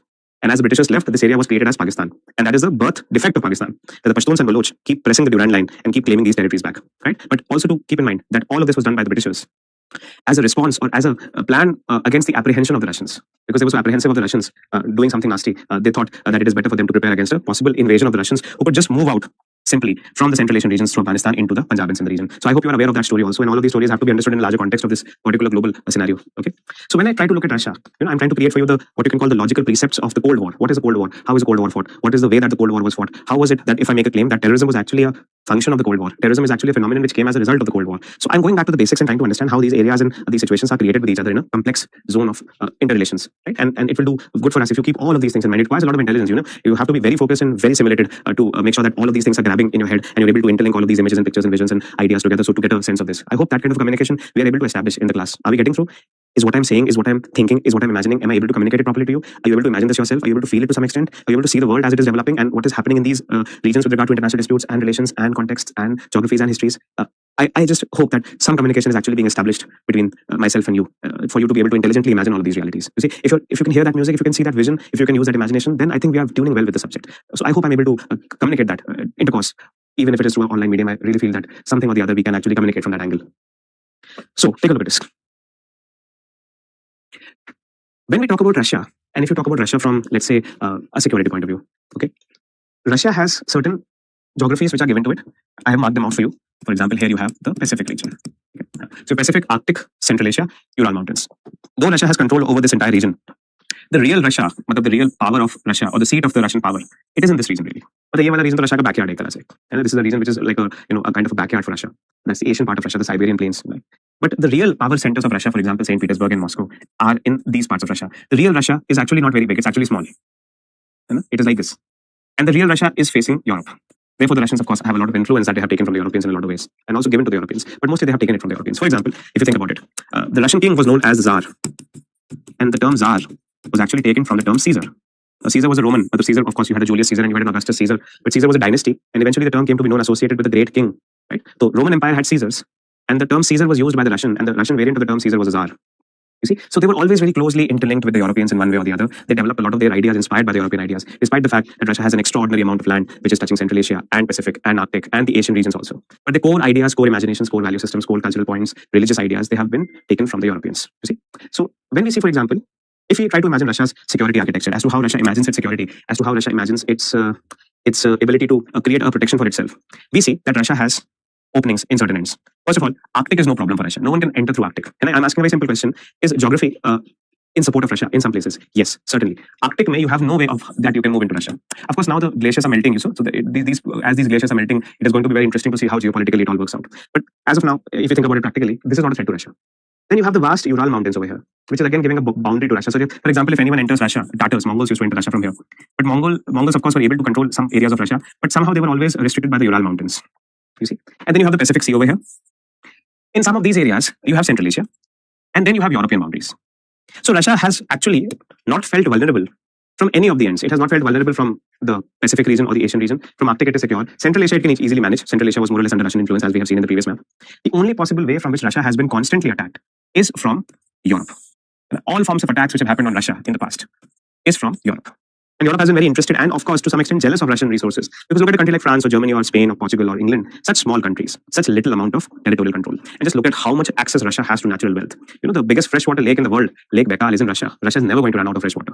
Do you understand? So Russia has immense amount of resources under its control. It is the largest producer of oil in the world, one of the largest producers of oil in the world. It is one of the largest producers of food in the world. Wheat, barley, corn, all of these are produced in massive commodities in Russia. You see, so just by the fact of it controlling so much land, it is an extraordinary resource base. And to attack these resource bases, these small countries of Europe like France and Germany, they have always been interested in getting Moscow out of the way so that they can access these areas for themselves. Right? And Russia has always felt itself vulnerable only against the Europeans. Always Russia has felt itself vulnerable only against the Europeans.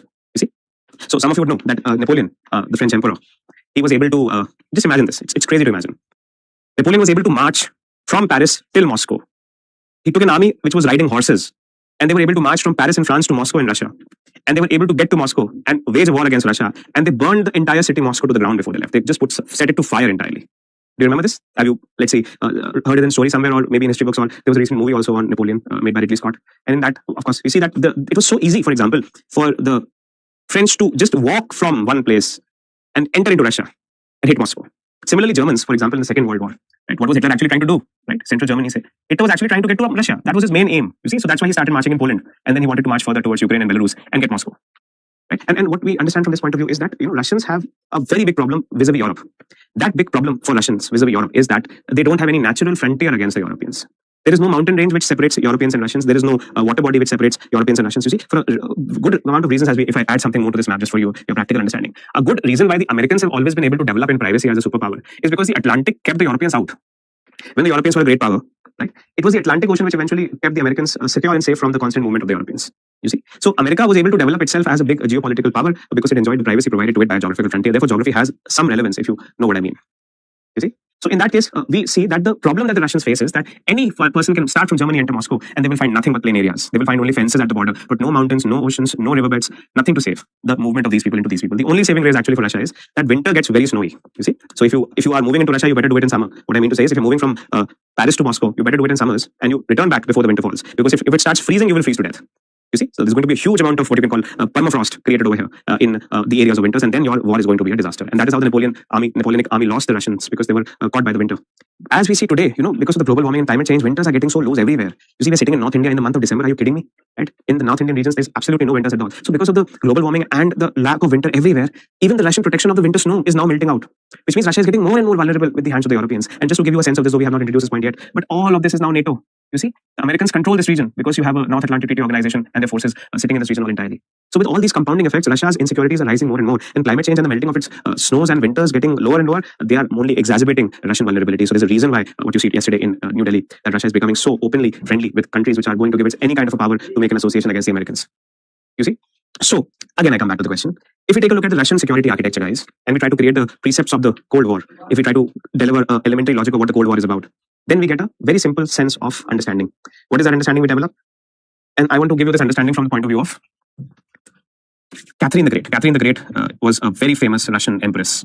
You see, one of the few powerful women of the 18th century. Catherine the Great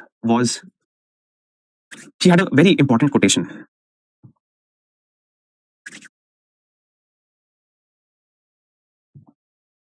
And I want to give you a little bit of a sense on this from the geopolitical point of view. Take a look at this. Absolutely phenomenal. What does she say? Just see what she's saying and try to see if you can get a sense of what is happening here.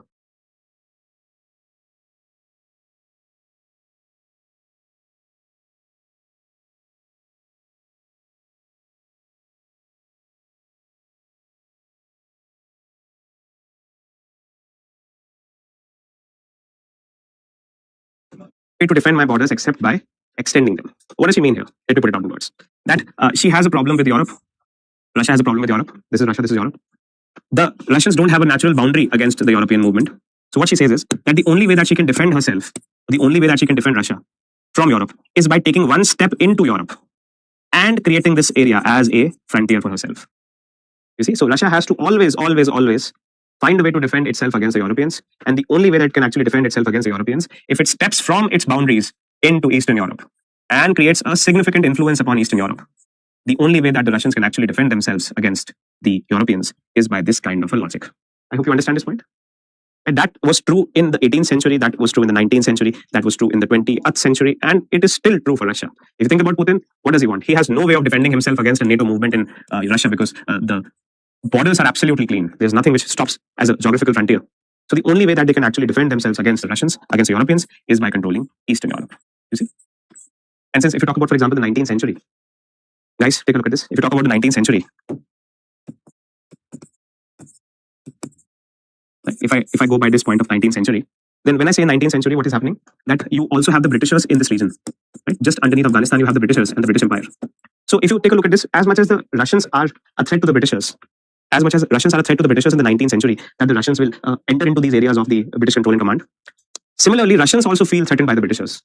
That Britishers will create an alliance with the Europeans in the 19th century, and they will make a kind of a two-frontal attack upon Russia from these regions. Right? If the Britishers make an alliance with the Germans or the Spanish or the Italians or the French, etc., then they will attack Russia from here, and they will attack Russia from here. Do you see? And this was the fear that Russia always felt with regard to the European presence. Right? And for Britishers to move further was possible since they had moved all the way up to India, and for the Europeans to move westward towards east was possible because all of this was plain area. You see? So for this, again, I will apply the same quotations. I have no way to defend my borders but to extend them. And what has been Russia's calculations ever since? And it remains to be Russian calculations, almost as if it was set in stone. If this is the Russian area, if this is Moscow, and this is St. Petersburg, if these are Russian areas, ever since. And so for this, again, since they had moved on. You see, alliance with the Germans to the Britishers. As much as Russians also feel kind of a two frontal attack upon Russia, attack Russia from just to move further was this again. I will operations almost as if it was a way to defend my borders,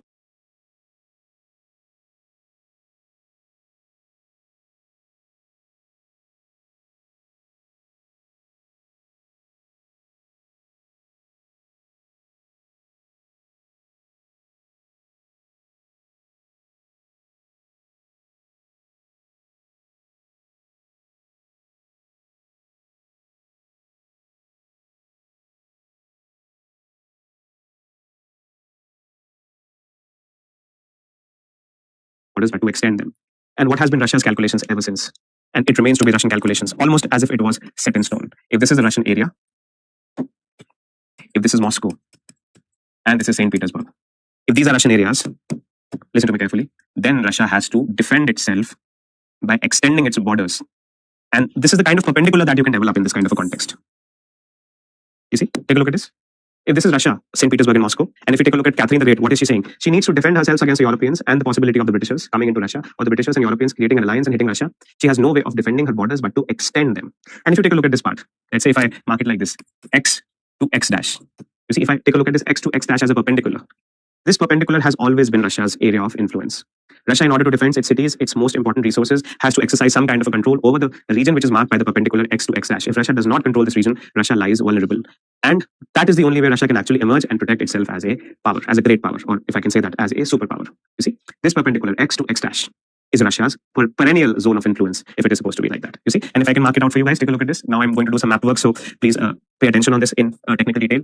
This part, as we already understand, is Eastern Europe. You see, so where is Russia's influence most prominently felt in history? In Eastern Europe. And how am I identifying Eastern Europe? Like this Eastern Europe, Central Europe, Western Europe. Can you give me some countries in Eastern Europe? You have Ukraine, Belarus, Estonia, Latvia, Lithuania, Norway, Finland, Sweden, Hungary, Romania, Bulgaria, to some extent Poland. These are the countries which are the countries of the Eastern European region. Central Asia has other countries, for example, Germany is in Central Asia, Central Europe, and Western Europe, of course, are the powerful countries of the past. UK, France, Spain, Italy, Portugal. You see? So that's how we kind of divide Europe. Though I will come to Europe separately. I'm not interested in Europe at the moment. I will come to all of this when we study NATO and all of that. But we overall understand a little bit of a sense of this particular dimension as to why Russia was always fixated with x to x dash. Am I able to make my point to you? Right? And when I talk about x, let's say, for example, let me divide this into three regions. Okay, let's say if I say x to a, okay, x to a is Eastern Europe. But what are areas in which Russia has always been interested in? And if you look at the map today, even today, Russia's policy is going to be same on these areas. Okay, then we have, let's say, I will mark another area. Let's say A and B. Right. So if I say A to B, this area is known as Caucasus. This is the Caucasus region. We have Georgia, Armenia, Azerbaijan, Caspian Sea. And if I say B to X dash, and this is of course our friend Central Asia. Whenever Russia was at the height of its power, it had dominated these three regions. Whether it was the Imperial Russia under the Tsar, the Romanov dynasty, or whether it was the USSR. Whenever Russia was at the height of its power, it was only able to exercise its power when it had dominated this region. X to A dash, X to A to B, and B to X dash. B I would mark over here. 1 second. Okay. X to A was Eastern Europe, A to B was Caucasus region, and B to X dash was Central Asia. Tell me, are you aware about this point called the Caucasus?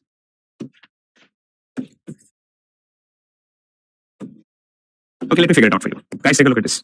Let's do a proper map exercise over here. Can we do this kind of a mapping? Guys, please. Are you all here focused? Should we start with the mapping here? Okay, take a look at this. Let us do like this. Norway, Sweden, Finland. Good mapping. I will take care of Caucasus, don't worry. Norway, Sweden, Finland.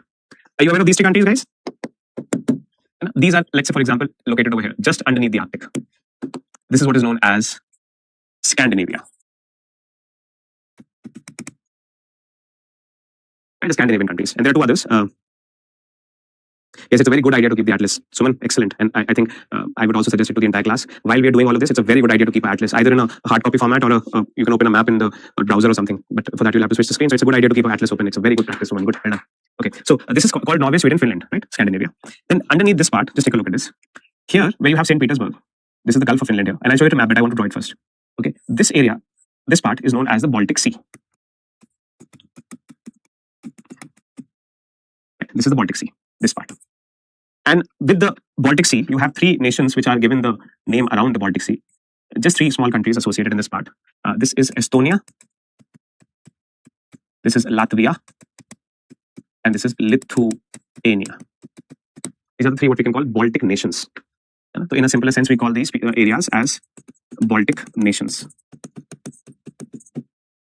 Okay, and if I go underneath this with regard to Norway, Sweden, Finland, Baltic Sea, Estonia, Latvia, Lithuania, Baltic nations, and if you have a map, then you are able to trace it for yourself, I'm feeling. And then you have another country over here, which is a very core Russian ally, by the way. This is Belarus. Today, it is this country which is Russia's best friend, Belarus. Belarus has recently also joined the Shanghai Cooperation Organization, SCO. And if you just try to apply here some knowledge, we see Belarus has a Rus in it, and Russia is also sometimes in Hindi known as Rus. So, these are the same ethnic people. Belarus and Rus is more or less a variant. It is the same ethnicity people in Belarus. Okay, great. And underneath Belarus, you have, of course, the beleaguered Ukraine. Right? And in this context, you can see somehow why Ukraine becomes important for Russia's security as a part of this entire security framework. So tell me, if you take a look at this, with Ukraine, you have the Crimean Peninsula over here. And this part under Ukraine, this is what we can call the Black Sea. Okay, so this is the Black Sea. Right? Now take a look at this. I'm marking this region, X to A, as Eastern Europe, which is supposed to be Russia's zone of influence for security. If I can ask you a question, let's say a little bit of a technical question as a part of learning this exercise entirely, how do we make arrangements of this entire point? X to A is what we can call Eastern Europe. Can you please give me the names of countries which are going to be associated as X to A? You have Norway, Sweden, Finland, which is a part of Scandinavia. Then you have Baltic Sea, you can see that. Then you have Estonia, Latvia, Lithuania, which are called the Baltic nations. Then you have Belarus. Then you have Ukraine, and then you have the Black Sea. And the peninsula that you see hanging right underneath Ukraine, that is the Crimean Peninsula. Crimean Peninsula, of course, you would know later on when we study the Crimean War in 2014. But tell me, guys, from this kind of a very rudimentary map, and I want deliberately this map to be a rudimentary map to be able to first develop your imagination around these things before we see the actual map. Can we get a clear sense of what is Russia's zone of influence in Eastern Europe as I mark it from X to A? Poland I will not include in this, Abhi. At this stage, I will not include Poland. It is still slightly towards the Central European areas. I'm marking Eastern Europe right now. Russia से सटा हुआ जो area बिल्कुल उसको mark करना चाह रहा हूं मैं. Are you able to analyze this point somewhat? Okay. Now, if I take a look at this map from another point of view, let's say if I say A to B, okay, this is my next area of coverage of interest. A to B. A to B, as I have called, is Caucasus region. And Caucasus region has the Caucasus mountain range. ये Caucasus mountain range का area. दो तीन देश आते हैं Caucasus में. सुनिएगा ध्यान से please. 3 countries come in Caucasus. One is Georgia. Okay. Second is Armenia, which is an Indian ally. India has been selling defense equipment to Armenia. And the third is Azerbaijan, which is fighting a war with Armenia. And India is Azerbaijan has declared itself a friendly nation to Pakistan recently. How are they attached? Very simply, these are 3 countries. One country called Georgia is attached to the Black Sea. Then you have another country called Armenia. And then you have another country associated with it called Azerbaijan. These are 3 countries which are known as the Caucasus countries. I'm going to mark them out for you. Okay, take a look at this. This is Georgia. Georgia has a coastline with the Black Sea. Okay, this is Armenia. This is the country we are friendly with right now. And this is Azerbaijan. Okay, these are what are called the 3 Caucasus countries, which I'm calling A to B. And also at the edge of the Caucasus nations is the seahorse-shaped sea, which is known as the Caspian Sea. Right? And as the Caspian Sea ends, we come to a more familiar area, which by now you understand better, is the Central Asian regions, right? Central Asia, of course, is a region which we have taken some amount of understanding from this point of view. We have Kazakhstan, we have Turkmenistan, we have Tajikistan, we have Uzbekistan, and we have Kyrgyzstan. Right? And in this part, then if I can just give you a sense, this is the part where China starts, right?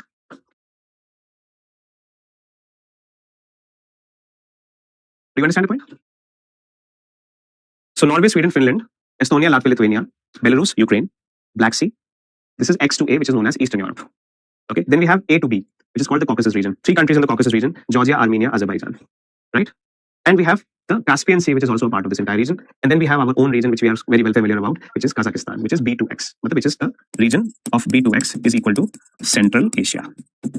Right?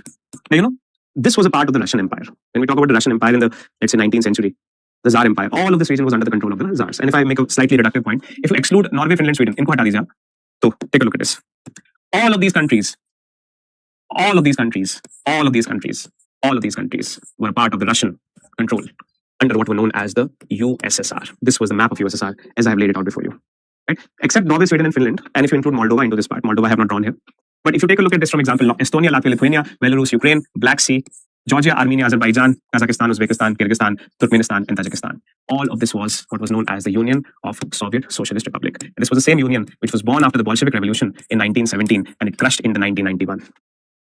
You see, so in this map, you have a very clear understanding of what is it that the Russians used to control when they were the USSR. And also, by the way, with this very map, you also have a clear understanding as to what did the disintegration of Russia look like in 1991. You see, what was the disintegration of Russia looking like in 1991? So if I ask a country, if I ask a very simple question that after 1991, we all know the story of the collapse of the USSR and the disintegration of Russia. Can you give me a sense of this in real terms, in real political terms? As Russia, USSR disintegrated, which are the countries which came out as independent countries after the disintegration of USSR? Can you give me an answer? And I can give you an answer. Estonia became an independent country, Latvia became an independent country, Lithuania became an independent country, Belarus became an independent country, Ukraine became an independent country, Georgia became an independent country, Armenia and Azerbaijan became independent, Kazakhstan, Uzbekistan, Turkmenistan, Tajikistan, and Kyrgyzstan, these all countries became independent in 1991, and Russia's security kavach was lost in 1991. This is the scale of loss that Russia had experienced at the end of the period of USSR as the creation of a new form of global order was developed, in which Russia finally lost its power and took a backseat. And today Russia is trying to come back to its position and trying to find some kind of relevance back again to its old imperial glory under the new Tsar Vladimir Putin. And that thing is today stuck at this country called Ukraine. So to some extent, you can understand why Russia is interested not only in Ukraine, but in the entire Eastern Europe. And to some extent, you can also understand that Bulgaria was not a part of USSR. Bulgaria was a part of the Warsaw Pact. Bulgaria and Romania, both of them were not a part of the USSR. They were part of the Warsaw Pact. Tell me now, do you understand what is happening over here? If you just have to have Moldova. So Moldova bhi hoga isme, Harshita. In addition to this, you will also have Moldova.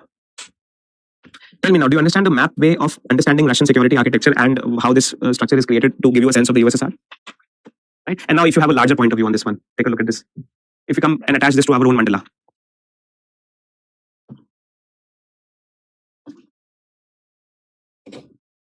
If we attach it to our own mandala, if I take about what is USSR, ठीक है, यहाँ तक USSR था 1970s में.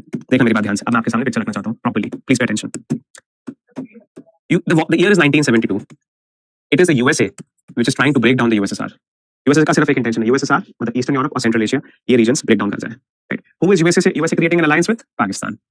Right? And Pakistan and USA are going to work something out at the Durand Line, which will eventually be launched against the Central Asians and create a disintegration or secession or separatism amongst the Central Asians. Right? So what is it? It is the CIA, the Central Intelligence Agency, which is the intelligence agency of America, plus the ISI, who will create some kind of a product over here in the Pakistan-Afghanistan region, which will be launched against the Central Asian areas so that they can disintegrate from the USSR. You see, so if I am the Americans and if I see the enemy like this, I'll come back to this simple map again, guys. Take a look at this.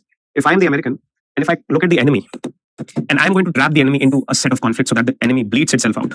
And I know the enemy has certain areas of influence which are taken control by the enemy, but they may not necessarily relate with the enemy. So for example, if take a look at the Central Asians, and I want to kind of develop a sense in the Central Asians that Russia is not really a homeland. And also with that, we develop a sense of religiosity among the Central Asians, right? A religious sentiment among the Central Asians. And communism is of course antithetical to religion. So by using all these caustic, toxic mixtures, I can create separatism, secessionary instincts, extremism in Central Asians. But for all that, I need a base. I need a base in South Asia from which I can launch these vicious networks of separatism and secession in Central Asia. And that base was more vicious than the networks that was Pakistan. Right? And this became what we can call the fruition, the completion of the Pakistani and the American strategic alliances. So if I'm America, if I'm USA, how am I going to Heroify the Russians? Right? I have very simple strategies, a three-pronged strategy. In Europe, I'm going to Heroify the Russians by creating the NATO.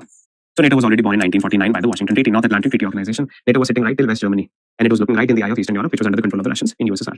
Here, towards the Pacific, I have two great allies by now. You see, one is a great loser of the Second World War, Japan. And another one is my friend who I have helped in winning a civil war, which is South Korea. And who is my friend in this region? I want to, of course, this is Arctic. I don't want to make any policy against the Russians in the Arctic. Right? But I want to heroify Russians from three ends. And what is my logic? What is my intention? My intention is to loosen these ranges. I want to unscrew these points which are not tightly screwed, but these are people who have been taken under influence by the Russians. I want to get this all collapsed out. I want to reduce Russia to a significant nothing. And I want it to lose its security cover forever. And for that, I need a set of operations. I need to have some intelligence operations, spy networks, government overthrowing, etc., etc. And for that, I need to heroify Russia. So I heroify Russia from the Western region by creating NATO, from the Eastern region by having my forces secured in Japan and South Korea, who you know are two chattabattas of America, very closely associated strategic allies. The Japanese were reconstructed by the Americans after the Second World War, and South Korea is able to defend itself against North Korea only because of American support. So Japan and America, Korea here. And here, my friend in the Cold War is Pakistan. Right? And this makes the most dangerous of these associations. Because this is where the secret operations are conducted by the CIA and the ISI. And eventually, a terror organization is created in this region to develop its tentacles to create secession into Central Asia in the name of religion. You see, so this is where all these elements start coming together for the first time. Religion, religious extremism, religious fundamentalism, separatism, asymmetric warfare, guerrillas, suicide bombers, all of these are created by Pakistan and America to create a downfall of the Russians during the Cold War. And that is, again, what I would say, the cementing of the partnership with the Americans and the Pakistanis. So when Donald Trump today calls Asim Munir his favorite chief marshal, or when Asif Munir is invited so heavily by the Pakistan, not only American president, but also by the American military, commands, We also understand, as a matter of bittersweet kind of realization, that Pakistanis and American military have performed many joint operations in their experiences since the 1970s. They are performing joint operations on the ground. India and America has never performed a combined military joint operation, never. But Pakistan has always helped the Americans create these operations of the covert and the overt nature to bring down the Soviets in the 1970s. And since then also, when the Americans were in Afghanistan, the Pakistan and American forces were working together. So it is a matter of fact that the Pakistani and the American forces are actually quite strategically aligned because they have performed a variety of military operations for the last 40 years.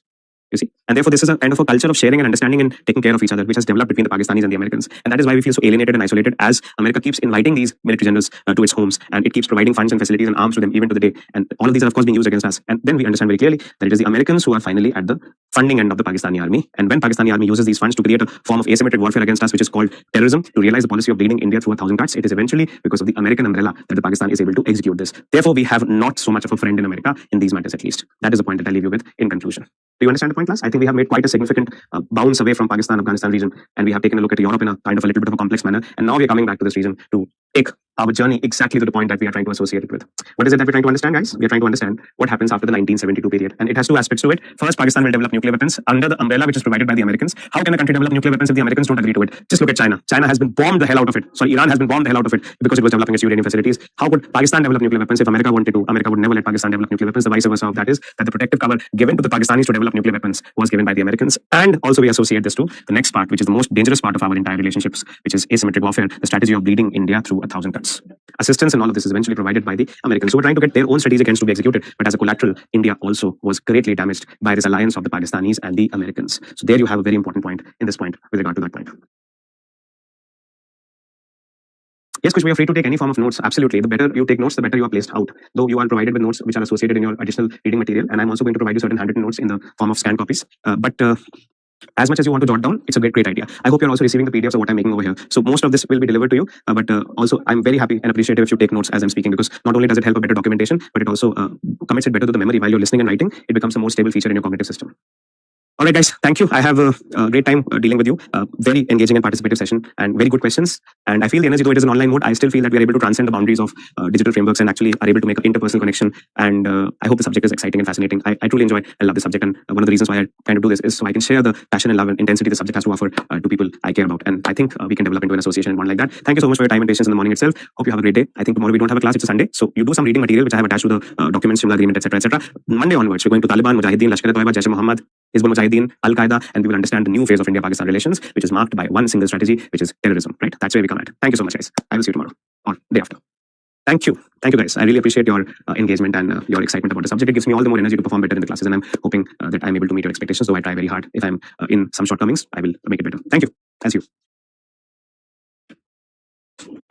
Ashmita, if you, I'm sure they'll put it out once I remind them. All right, guys. Thank you so much. I'll see you next time. Bye-bye.